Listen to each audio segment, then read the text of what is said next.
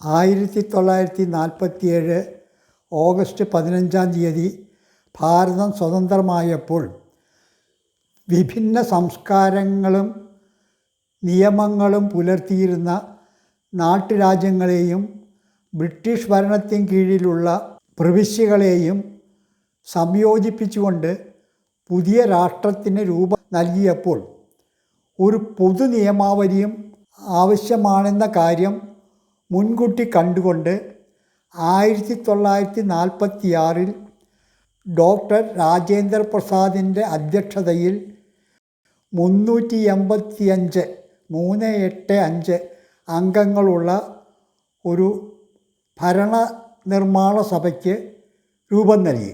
സർദാർ വല്ലഭായ് പട്ടേൽ ആയിരുന്നു ആ സഭയ്ക്ക് നേതൃത്വം നൽകിയിരുന്നത്.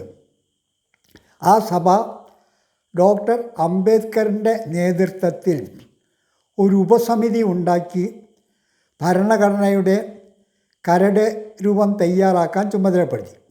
ആ സമിതി ലോകത്തെ ജനാധിപത്യ രാജ്യങ്ങളിൽ എഴുതപ്പെട്ട ഭരണഘടന പരിശോധിച്ച് അതിൽ നിന്ന് സ്വീകരിക്കാവുന്നവ സ്വീകരിച്ചും സ്വന്തമായി പലതും കൂട്ടിച്ചേർത്തും സഭയുടെ മേശപ്പുറത്ത് വച്ചു.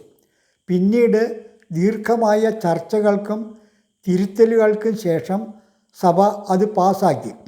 അതാണ് ഇന്ത്യൻ ഭരണഘടന.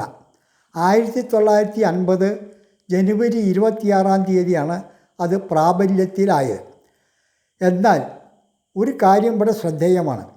1947 പിറവിയെടുത്ത രാഷ്ട്രം 3 വർഷക്കാലം ഭരണഘടനയില്ലാതെ എങ്ങനെ പ്രവർത്തിച്ചു എന്നത്. 1935 ബ്രിട്ടീഷ് ഗവൺമെൻറ് ഉണ്ടാക്കിയ government of the India act എന്ന ഓർഡിനൻസ് പ്രകാരമാണ് അന്ന് ഭരണം നടത്തിയിരുന്നത്. ആ ആക്ടിൻ്റെ പ്രസക്ത ഭാഗങ്ങൾ പുതിയ ഭരണഘടനയിൽ ചേർക്കുകയുണ്ടായിട്ടുണ്ട്. ഇനി ലോകത്ത് ആദ്യമായി ഭരണഘടന എഴുതി ഉണ്ടാക്കപ്പെട്ട ജനാധിപത്യ രാജ്യം അമേരിക്കയാണ്. ഭരണഘടന എഴുതി ഉണ്ടാക്കാത്ത ജനാധിപത്യ രാഷ്ട്രമാണ് ബ്രിട്ടൻ.